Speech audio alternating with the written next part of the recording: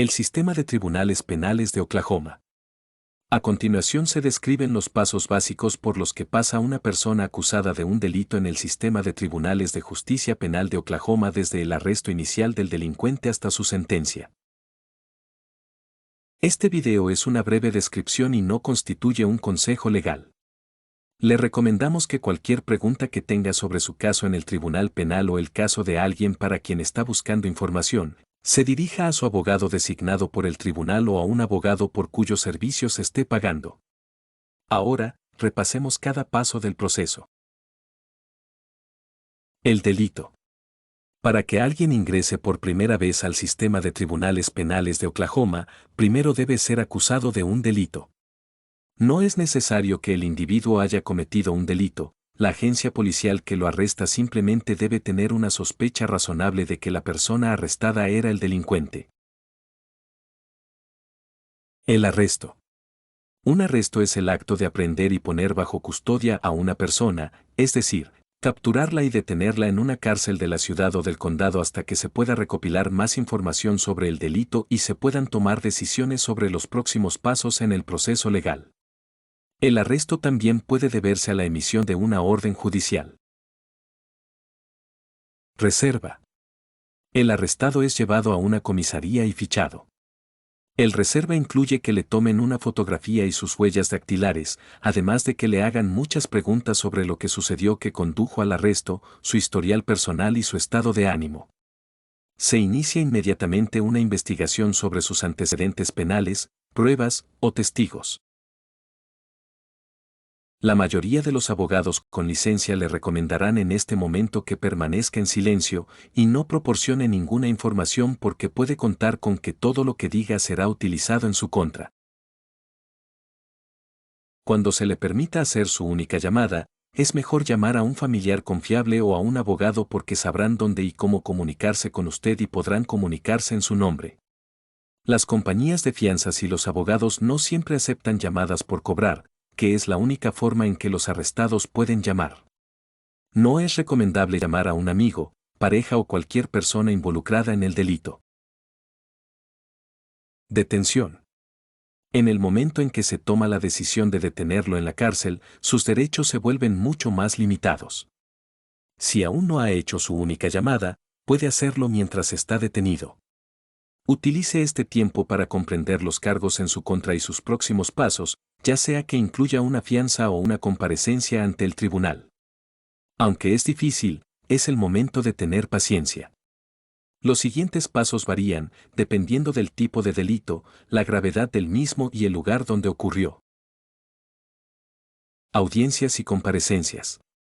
Para que los arrestados tengan el debido proceso, que es el derecho a un trato justo a través del sistema judicial normal, las audiencias y comparecencias se llevan a cabo hasta el momento de la liberación o el juicio.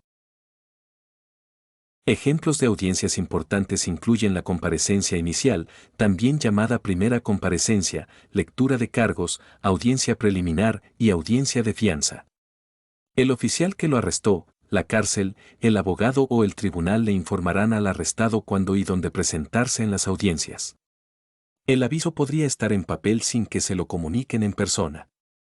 Corresponde al tribunal decidir si las audiencias se llevan a cabo personalmente en una sala, por teléfono o por videoconferencia. Comparecencia inicial.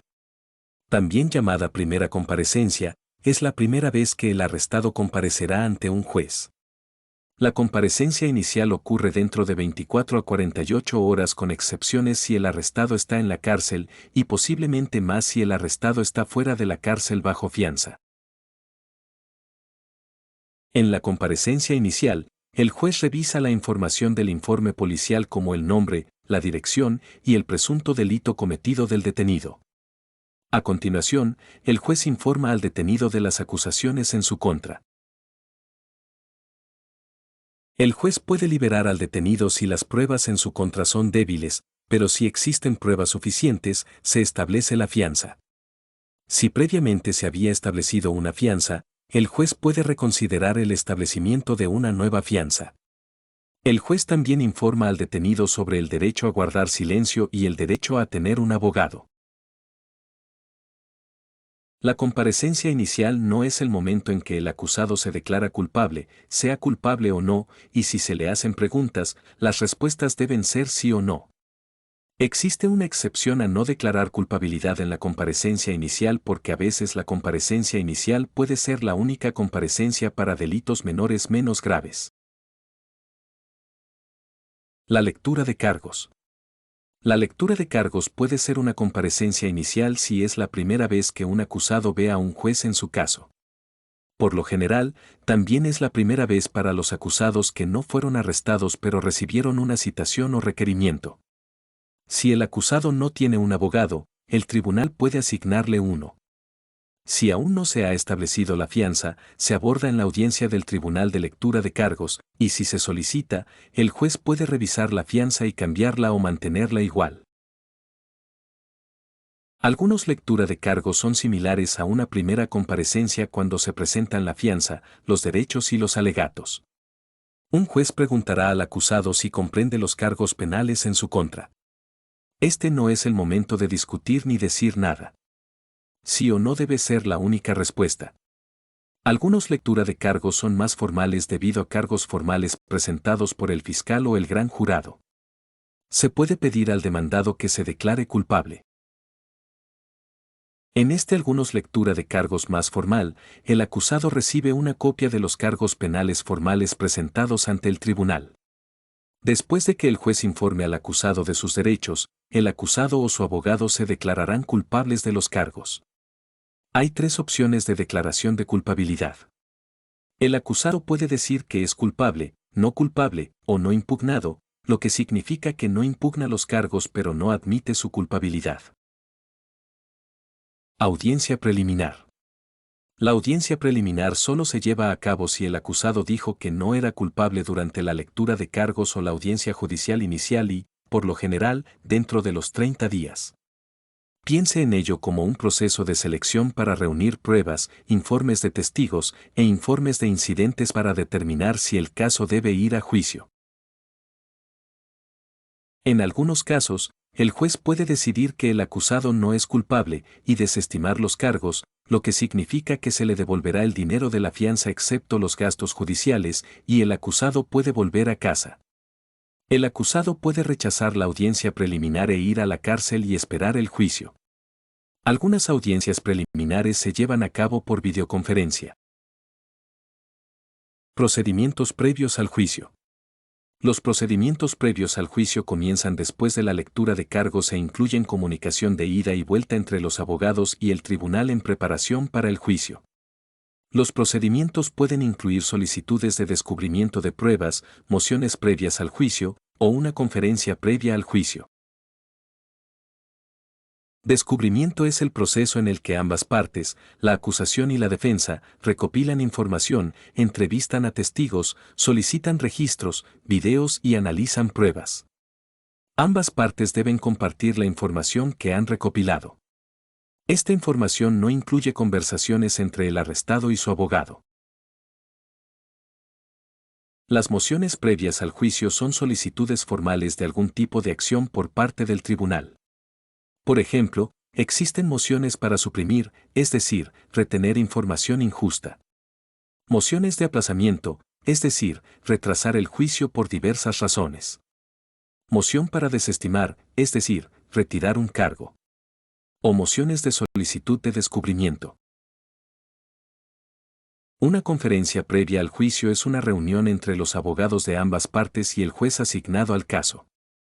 Los temas discutidos en las conferencias incluyen el material de descubrimiento disponible, qué pruebas o testigos pueden testificar en el juicio, fechas del juicio o circunstancias inusuales que podrían necesitar ser abordadas. Las conferencias previas al juicio se llevan a cabo en persona o mediante videoconferencia. La mayoría de los procedimientos previos al juicio no requieren la comparecencia del acusado. Este es el momento en que las partes discuten un acuerdo llamado acuerdo de culpabilidad. Acuerdo con la Fiscalía. La mayoría de los casos no van a juicio porque ambas partes llegan a un acuerdo de declaración de culpabilidad, en el que ambas partes intentan llegar a un castigo razonable basado en lo que se aprendió en los procedimientos previos al juicio. Solo se puede llegar a un acuerdo de culpabilidad si el acusado admite que es culpable a cambio de un castigo más leve. La razón por la que deben admitir su culpabilidad es porque no sería justo castigar a alguien que afirma que no es culpable. Si no se llega a un acuerdo de culpabilidad, el caso se lleva a juicio. Juicio. El juicio es donde ambas partes en un tribunal comparten su información frente a un juez o un jurado. Hay un orden establecido y reglas sobre cómo se presenta la información y el juez se asegura de que se sigan las reglas. En un juicio penal, el fiscal presenta pruebas y testimonios de testigos para intentar demostrar más allá de toda duda razonable que el acusado cometió el delito. El abogado del acusado presenta pruebas y testigos para demostrar que el acusado no cometió el delito. Después de escuchar todas las pruebas, el juez o el jurado decide el veredicto si la persona es culpable o inocente. Si se selecciona un jurado, se denomina juicio conjurado. Si un tribunal tiene solo un juez que escucha a ambas partes, se llama juicio de bancas. Si el acusado es declarado inocente, es absuelto porque no había pruebas suficientes en su contra y pronto sale de la cárcel o bajo fianza.